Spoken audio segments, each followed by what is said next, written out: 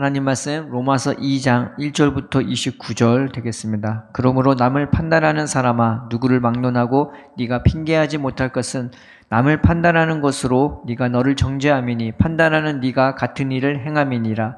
이런 일을 행하는 자에게 하나님의 심판이 진리대로 되는 줄 우리가 아노라. 이런 일을 행하는 자를 판단하고도 같은 일을 행하는 사람아 네가 하나님의 심판을 피할 줄로 생각하느냐?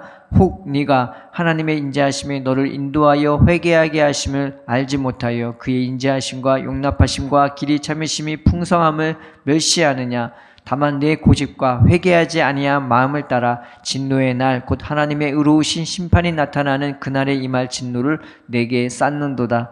하나님께서 각 사람에게 그 행한 대로 보응하시되 참고 선을 행하여 영광과 존귀와 썩지 아니함을 구하는 자에게는 영생으로 하시고 오직 당을 지어 진리를 따르지 아니하고 불의를 따르는 자에게는 진노와 분노로 하시리라. 악을 행하는 각 사람의 영에는 환난과 공고가 있으리니 먼저는 유대인에게요 그리고 헬라인에게며 선을 행하는 각 사람에게는 영광과 존귀와 평강이 있으리니 먼저는 유대인에게요 그리고 헬라인에게로다.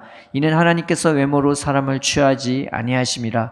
무릇 율법 없이 범죄한 자는 또한 율법 없이 망하고 무릇 율법이 있고 범죄한 자는 율법으로 말미암아 심판을 받으리라. 하나님 앞에서는 율법을 듣는 자가 의인이 아니요 오직 율법을 행하는 자라야 의롭다 하심을 얻으리니 율법 없는 이방인이 본성으로 율법의 일을 행할 때에는 이 사람이 율법이 없어도 자기가 자기에게 율법이 되나니 이런 이들은 그 양심이 증거가 되어 그 생각들이 서로 혹은 고발하며 혹은 변명하며 그 마음에 새긴 율법의 행위를 나타내느니라. 곧 나의 복음에 이른 바와 같이 하나님이 예수 그리스도로 말미암아 사람들의 은밀한 것을 심판하시는 그 날이라. 유대인이라 불리는 네가 율법을 의지하며 하나님을 자랑하며 율법의 교훈을 받아 하나님의 뜻을 알고 지극히 선한 것을 분간하며 맹인의 길을 인도하는 자요 어둠에 있는 자의 빛이요 율법에 있는 지식과 진리의 모본을 가진 자로서 어리석은 자의 교사요 어린아이의 선생이라고 스스로 믿으니 그러면 다른 사람을 가르치는 네가 네 자신을 가르치지 아니하느냐? 도둑질하지 말라 선포하는 네가 도둑질하느냐? 간음하지 말라 말하는 네가 간음하느냐? 우상을 가증히 여기는 네가 친전 물건을 도둑질하느냐? 율법을 자랑하는 네가 율법을 범함으로 하나님을 욕되게 하느냐? 기록된 바와 같이 하나님의 이름이 너희 때문에 이방인 중에서 모독을 받는도다. 네가 율법을 행하면 할례가 유익하나 만일 율법을 범하면 내 할례는 무할례가 되느니라. 그런즉 무할례자가 율법의 규례를 지키면 그 무할례를 할례와 같이 여길 것이 아니냐. 또한 본래 무할례자가 율법을 온전히 지키면 율법 조문과 할례를 가지고 율법을 범하는 너를 정죄하지 아니하겠느냐. 무릇 표면적 유대인이 유대인이 아니요 표면적 육신의 할례가 할례가 아니니라. 오직 이면적 유대인이 유대인이며 할례는 마음에 할지니 영에 있고 율법 조문에 있지 아니한 것이라. 아멘. 1장 17절부터 말씀을 요약하자면 그 하나님에 대한 사람들의 시선이 옮겨지고 헛된 것들을 우상으로 섬기면서 그 죄가 심하면 심해질수록 그들이 영적으로 타락하고 그 다음에 성적으로 타락하고 도덕적으로 윤리적으로 그리고 마음으로 심하게 타락했다고 그 말씀을 요약했습니다. 그런데 1장 17절부터 나온 내용은요 이방인들에 대한 말씀이 되는 건데 2장 전체는 유대인들을 겨냥해서 하는 말입니다. 그러니까 유대인도 이 죄 문제에서 피하지 못했다는 게 오늘 본문의 핵심이 되는 겁니다. 오늘 말씀의 주제는 그것입니다. 유대인은 다른가? 유대인이 이 죄 문제에 대해서 다르냐? 이 질문에 답하고 있는 것입니다. 하나님을 가까이 하는 것 같고 제사도 드리는 것 같고 말씀도 듣고 배우고 가르치고 그리고 할례도 받는데 유대인은 다르냐냐? 유대인은 정말 다르냐? 이 질문에 답하고 있는데 그렇지 않다는 거예요. 똑같다는 거예요.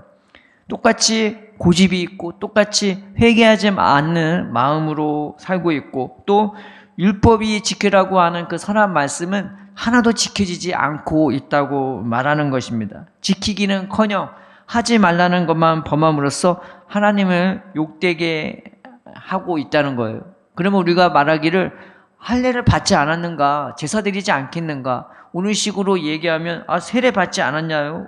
예배 드리는데요, 교회 가는데요, 기도하는데요 라고 말하는데 하나님의 말씀은 전혀 지키지 않고 있다는 거예요. 율법이 요구하는 것, 예수님이 주신 계명, 그 사랑의 계명은 전혀 지켜지지 않고 있다는 거예요. 뭔가 예배 드리는 것 같고 기도하는 것 같은데 자기의 욕심을 이루기 위한 수단으로 오히려 이 예배와 이 기도를 사용하고 있다는 거죠.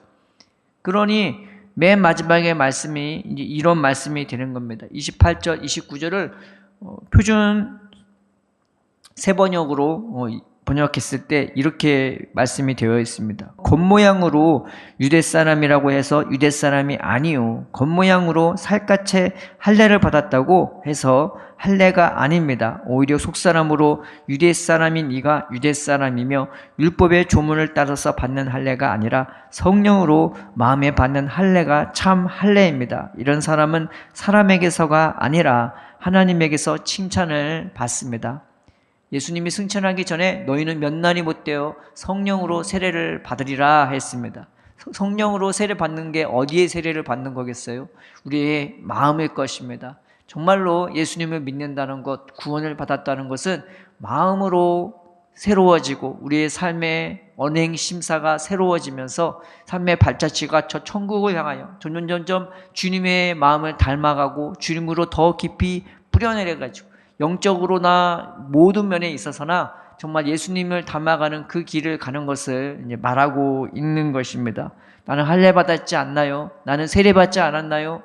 이 마음으로 할례 받지 않고 겉으로 받는 그 세례란 것은 우리 심령에 받은 그 세례를 겉으로, 그 다음에 여러 사람이 같이 모였을 때 공적으로 인정해 주는 것이, 이것이 똑같이 나는 세례받았다고 하면서 마음으로 죄짓고 우리의 언행 심사로 죄를 짓는다면 그것이 할례랑 무슨 차이가 있겠습니까? 우리가 바깥의 세례를 중히 여기는 것이 아니라 우리 내면의 세례를 더 중히 여기면서, 그러면서 외적인 세례도 감사히 받을 수가 있게 되는 것입니다. 마찬가지로 우리가 겉으로만 깨끗한 척 예배 드리러 올 때에 내가 인자한 척 하는 것이 아니라 우리의 삶에 집에 있을 때나 어려운 일이 있을 때나 포악한 사람들에게조차 예수님의 마음으로 품으면서 그런 상황에서도조차 열매 맺는 우리가 되어야 할 줄로 압니다. 우리가 유대인과 같이